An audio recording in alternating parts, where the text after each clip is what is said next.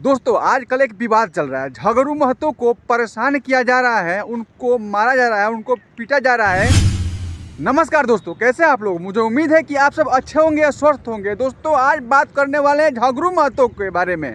तो दोस्तों झगड़ू महतो आजकल ट्रेंडिंग में चल रहे हैं और उनका इंटरव्यू लोग लेने के लिए उनके घर पे आ रहे हैं। दोस्तों बता दूं कि झगड़ू महतो एक बेहतरीन ही कॉमेडियन है और हंसते हैं और हंसाते हैं। दोस्तों बता दूं कि वो आरोप लगा रहे हैं पीपीएस कंपनी के मालिक पे कि वो उनको मारता है, गाली देता है और उनके साथ बहुत बुरा सलूक करता है। दोस्तों बता दूं कि झगड़ू महतो वही है जो मनी मिराज के टीम में पहले काम करते थे। अब वो काम टीम से छोड़ के वहाँ पे चले गए थे, कुछ पैसा ज़्यादा मिलेगा लालच में आके वो चले गए थे। अब उनका दुर्गति हो रहा है दोस्तों।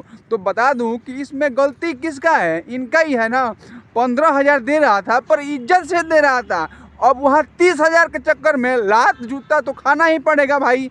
हैं भाई, मैं भी एक इंसान हूँ और बूढ़े का दर्द देख के देखा नहीं गया और वीडियो बना दिया भाई। तो कैसा लगा वीडियो, प्लीज़ लाइक कर दीजिए, कमेंट कर दीजिए और सब्सक्राइब कर दीजिएगा।